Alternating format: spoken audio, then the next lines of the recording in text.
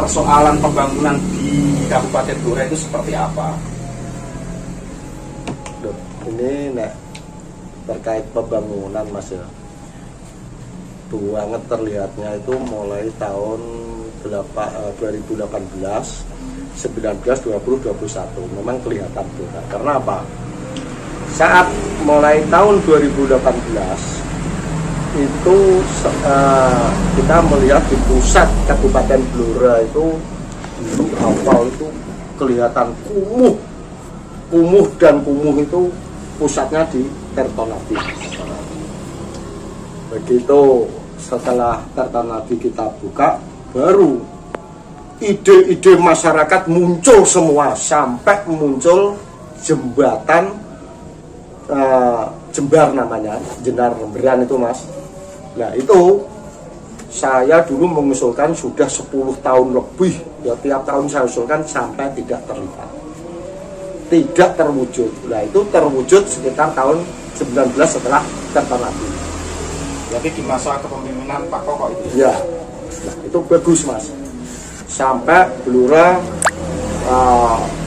drainase yang mana Blora kota ini banjir, itu kuncinya di drainase kabupaten. Jadi dari pemukiman warga tetap masuknya di pemukiman di drainase kabupaten, kabupaten masuknya di sungai. Karena dalam kota ini dilingkari oleh banyak sungai ya, Sungai Rusi, Sungai Grojokan, ya toh, banyak sungai. Sebelah sana ada Sungai Kajangan itu, Sungai Sukarame itu. Jadi saat itu drainasenya belum masuk ke sungai. Jadi drainase lama, kita ubah. Dalam itu minimal 80. Garis tengahnya 80 sampai 1 meter. Akhirnya drainase bisa masuk sungai semua. Yang pemukiman di masyarakat bisa masuk di selokan kabupaten, kabupaten bisa masuk di sungai. Jadi saat itu yang diutamakan drainasenya. Jadi itu capaian yang sering muncul, atau yang sering terjadi di persoalan itu di titik pembangunan apa? Air di drainase. Akhirnya Blora ternyata banyak drainase yang buntu saat itu. Itu mana Pak? Contohnya? Contoh utama itu di sebelah utara Tugu Pancasila. Itu nek hujan banjir. Iya enggak Mas Firman saat itu? Banjir. Tahun ini? Ya tahun 19. Akhirnya digali semua. Setelah digali, padahal gali itu harus memotong pohon. Wah saat itu rame pohon kalau dipotong karena program internasional jangan motong penghijauan, tetap kita potong. Karena apa? Kalau tidak dipotong, drainase ini tidak bisa dibangun 1 meter yang masuk ke dalam. Akhirnya potong semua. Setelah itu baru memikirkan jalan dalam kota, terutama kota ibu kabupaten. Akhirnya mengembang di ibu kota kecamatan. Terus sampai berkembang. Terus kita melihat titik-titik di ibu kota kabupaten ini mana yang sepi. Begitu yang sepi misalnya sebelah utara, oke, di situ kantor dinas yang melayani masyarakat ditaruh sebelah utara. Sampai yang melayani masyarakat di kecamatan kota, kantor kecamatan kita buka di sebelah selatan. Maksudnya itu pemerataan perekonomian. Jadi tidak asal membangun di sini enggak. Sambil kita melihat perekonomian mana-mana yang sepi. Sampai Blora ini di malam hari itu sepi. Akhirnya kita membuka ramean-ramean, muncullah lapangan Kertosono dibongkar untuk malam hari. Ya, jadi alun-alun yang kedua. Akhirnya Kertosono ramai, terlihat semua. Jelas masyarakat saat itu mengatakan Blora ada perubahan. Yang awalnya kelihatan gelap, ya karena lampunya kuning Mas. Saat itu kuning semua. Diganti putih.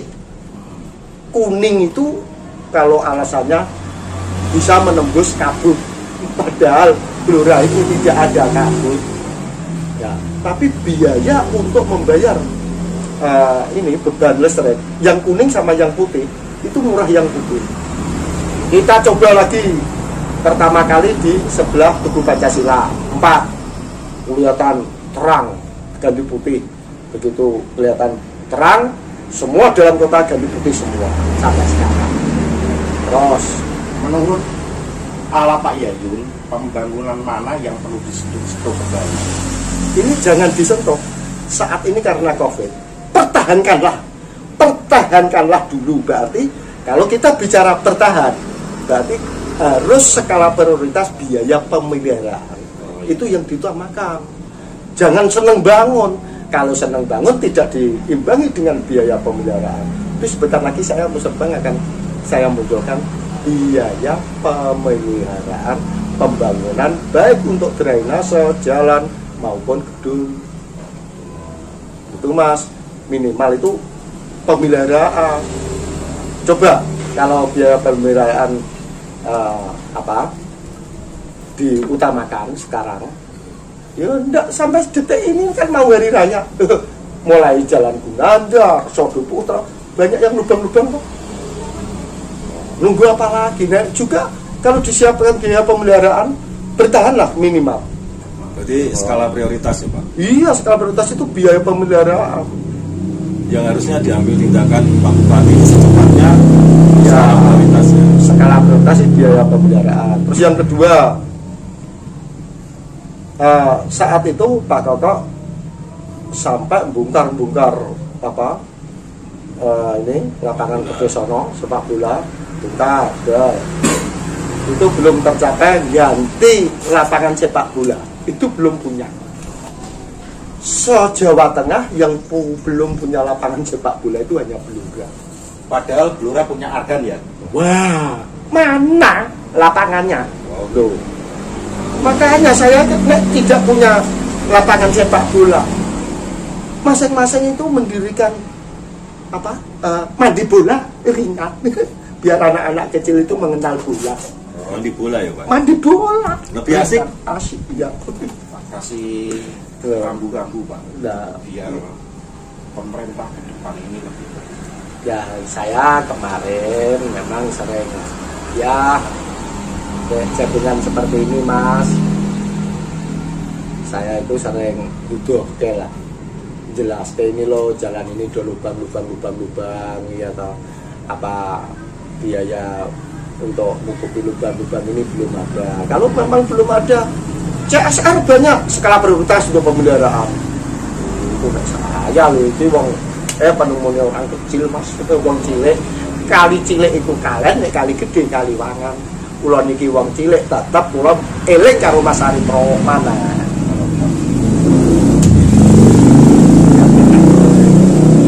Pak, review ini Pak, review satu tahun di kepemimpinannya Pak Arif selama menjabat Arif RT ya, itu pencapaian positif Kabupaten Blora apa Pak? Menurut jenengan? Saya positifnya belum bisa dilihat Mas, karena Mas Arif ini untuk menempatkan kabinetnya itu belum full. Jadi paling tidak ini sesegera mungkin menempatkan kabinetnya ini full biar jelas. Jadi itu salah satu indikator yang menyebabkan pembangunan agak terganjal Ya, selama setahun terakhir ini. itu pengamatan saya Mas. Salah satu faktor itu ya Pak? Oke. Kekurangan selama 1 tahun menjabat ini Pak. Tadi kan positifnya ya.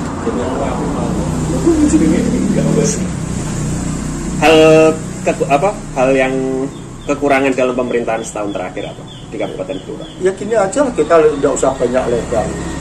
Kalau Pak Arif tegas, ya satu aja saya kasih contoh. Pohon itu loh Mas. Oke. Pohon dekat Pasar ya. Ya, itu kan sudah lama ya. Sampai terjadi kemarin kecelakaan. Korban sekali-kali. Kalau tegas ya segera dulu. Itu kan sudah menandakan mana-mana bisa melihat mana yang skala prioritas. Terutama demi keselamatan rakyatnya Mas. Pak Jokowi aja demi keselamatan warganya, iya toh. Entah bagaimana tegurannya tetap COVID diutamakan. sampai biaya apapun dikurangi untuk COVID.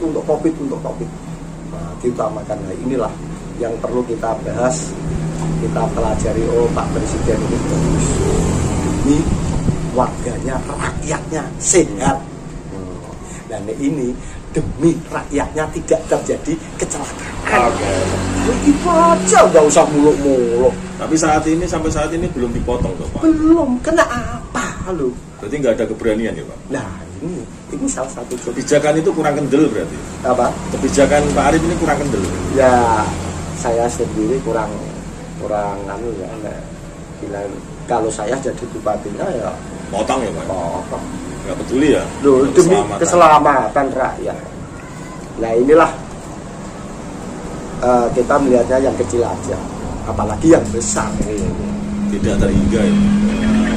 Besar mungkin malah takut lagi. Wow. Pak, di sisa ini pemerintahan masih menjabat periode ini 2 tahun lagi, ya toh? Kan masih 2 tahun lagi kan kepemimpinannya. Sebelum pemilu 2,5 tahun lah, 2024 itu pilkada. Nah, itu hal positif apa sebetulnya yang harus dilakukan pemerintah kabupaten untuk menggenjot pembangunan di Blora? Nah, kemarin saya ya sedikit saya nyentil dengan visi-visinya Pak Bupati, karena semua alasannya dana ya kan. Kalau semua alasannya dana itu Pak Bupati paling tidak mempertahankan bangunan yang sudah ada. Bertahankan dulu, jangan sampai pembangunan ini terus jadi kumuh. Tapi yang kedua Mas, kalau Pak Arief bisa menciptakan ya, misalnya di sini ada jembatan gerojokan, jembatannya Mas, bukan gerojokannya, bukan sungainya, jembatannya. Itu satu-satunya jembatan di tengah-tengah ibu kota Kabupaten Blora. Itu dibuat yang bagus, punya ciri khas seperti di Pati, di Kudus, bisa untuk selfie. Itu loh Mas, tempatnya di gerojokan itu loh Mas. Itu jembatan zaman Belanda Mas. Peninggalan satu-satunya ya Mas? Satu-satunya. Kalau saya menyarankan Pak Arief segera itu diambil langkah biar Pak Arief tahun 2024 punya kesan tersendiri, ikon tersendiri. Kayak di Purwodadi, di Bojonegoro itu kan ada ikon seperti itu. Jadi nanti tahun 2024 saya yakin Mas Arief jadi lagi. Karena apa? Kemarin itu nek kali cilik ku kalen Mas, nek kali gede Kaliwangan, besok bisa menciptakan grojokan, itu akan tidak lanjut lagi. Tidak Kaliwangan lagi. Berarti tidak terdampak Prades ya Pak? Oh, Mas Arief sedikit pun tidak masalah Prades, tidak ada dampaknya. Saya percaya, karena apa? Prades itu kemarin dampaknya itu hanya di bawah. Oh iso Pak? Oh iso di bawah. Contohnya sudah ada aturan kok di bawah gawe ukorone lho.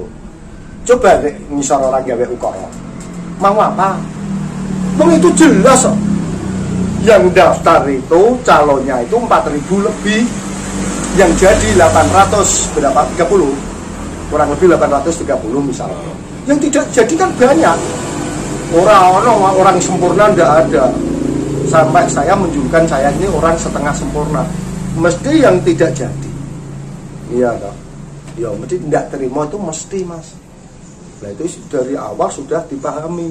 Nggak terimanya kan karena ada sesuatu hal toh Pak? Meskipun ada dan tidak mesti yang tidak jadi. Itu loh Mas. Itu mesti ya tidak terima itu lumrah. Ono kong kali kong keterlibatan sampai tingkat daerah mboten soal Prades itu. Nah, saya kemarin melihat ya mau gini aja Mas, karena kebersamaannya, iya Pak, kebersamaannya itu kepala desa itu kabupaten kita ayo bersama. Coba terus kenapa kok Bupati orang wani neken atau memberi rekomendasi khusus terkait coba. Pak Yayun, terkait permasalahan ya, beberapa situs sejarah di Kabupaten Blora ataupun beberapa ini bangunan-bangunan unik yang di Kabupaten Blora yang dirubuhkan. Ada Sasana Bakti, bangunan bersejarah semenjak tahun Pasar 70-an mungkin atau 60-an lah ya itu. Terus bangunan pasar sama Kridosono Pak. Itu pembongkaran itu positif atau negatif dampaknya? Wah, itu semua masyarakat Blora kalau kita tanya satu-satu Mas. Ya. Tanya satu-satu ada 100 orang lah. Ya. Ayo bareng-bareng. Mesti ada negatif, Mas. Negatif ya Pak? Negatif. Disayangkan. Disayangkan dan sayang sekali. Karena apa? Coba kalau dulu belum dibongkar, ya loh, itu kan bisa digunakan macam-macam kalau memang tidak ada dananya. Sayangnya di situ Mas. Coba ya, gedung Sasana Bakti, ayo diulas kembali. Berapa miliar untuk bangun itu? 2 tahun ada bangunan lagi, 2 tahun zaman Pak Basuki Widodo ada bangunan lagi. Terima dihabiskan jadi sayang. Itu saya lah, makanya tidak ada yang sempurna Mas ya. Sayang. Itu lapangan kerja sono, Sasana Bakti, pasar dan pasar Kaliwangan Mas. Itu ya dibongkar ya toh. Itu sayang sekali. Sampai biaya lelangnya itu berapa kita ya nggak tahu. Dulu itu dilelang kena siapa-siapa kita nggak tahu. Itu yang tahu ya Pega. Terus bekas bongkaran pasar itu juga nggak tahu ya Pak? Ya, Kayu-kayunya itu? Nggak tahu saya. Besi-besinya. Nah itu sayang sampai sekarang jadi seng ya. Nah ini kalau bisa kita kemarin menyarankan ya, misalnya wong cilik Mas, misalnya yang mau menyampaikan seng itu dibuka, paving dulu, dikasih lampu, kan bisa Tampil bersih. ya, tampil bersih, bisa dimanfaatkan masyarakat lah. Baru pejabat iki digopo, ayo bareng-bareng. Nah, kabinetnya yang sudah mapan, ayo Pak, Mas, Cung, opole, iki apike digopo. Dulu sebetulnya tujuan pembongkaran itu awalnya apa tuh Pak? Bangunan-bangunan bersejarah dibongkar itu.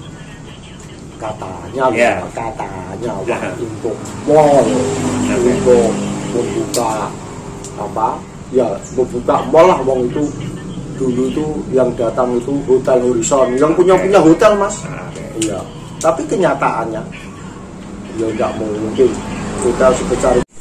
Terkait ini Pak, PR ke depan bangunan-bangunan mangkrak ya yang terkesan seram bagi masyarakat, yaitu Sasana Bakti, terus pasar Bangkle, pasar Blora Kota, pasar Kaliwangan, terus Kridosono. Itu sebaiknya untuk pemerintah saat ini apa yang harus dilakukan? Kalau Masnya itu memang dua itu Mas, bekas pasar sama Sasana Bakti itu kunci untuk ibu kota Blora. Karena apa Mas? Sasana Bakti itu kalau kita lihat sejarahnya Sasana Bakti Mas, saya masih tahun 70-an, usia saya masih SD. Di situ tempat keramnya Sasana Bakti itu. Sampai untuk gedung ya pernah, gedung itu Jaya dulu namanya, setahu saya. Biaya untuk bangun itu Bupati sebelum Pak Widodo itu juga dibangun, Pak Widodo itu ya sudah bangun, Pak Tatak sendiri ya pernah bangun. Sayangnya itu dibongkar sampai sekarang. Sampai kemarin itu waktu pilihan Bupati itu malah kelampis. Saya sampai usul kelampis itu jangan dipotong. Mungkin satu-satunya di ibu kota kabupaten lainnya nggak ada kelampis di tengah kota.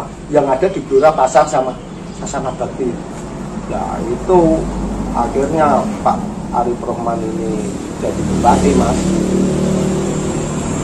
Itu saya ngasih masukan ya, bagusnya Sasana Bakti itu kalau sudah terlanjur sekarang itu diratakan aja, dikasih paving rata semua, kasih paving, kasih lampu di situ biar kelihatan terang, ya toh, bisa untuk main anak-anak, bisa untuk parkir, ya, sampingnya dibersihkan, kelihatan bersih Mas. Kalau sudah bersih, baru kabinetnya Mas Arif Rohman yang baru ini diajak mikir bersama. Iya, ini apike digopo mong iki ning tengah-tengah kota juga alun-alun, dekat pendopo. Nah, seperti itu. Dan jangan kalah pentingnya bekas pasar Kaliwangan. iya pasar yang besar ini loh mas. Oh ya. Ya sudah diseng lagi. Iya. Itu nek dilihat dalamnya kerampes mas. Coba itu, ini mau hari raya bongkar, wasih paving dulu diratakan. Setelah bersih nyala, kabinetnya yang baru diajak bicara. Ini untuk apa? Ayo pak. Itu saran saya kemarin seperti itu. Berarti bongkar, rapikan, baru ditawarkan ya Pak? Iya. Jadi biaya ringan, baru diajak mikir, ditawarkan. Jangan untuk apa dipikir apa, nanti sudah sampai biaya, keburu angker. Ada biayanya lagi. Akhirnya sampai tahun 24 ya nongkrong itu, seng terus. Aduh. Ya ini mudah-mudahan Pak Arif ini segera bisa memikirkan hal itu mas.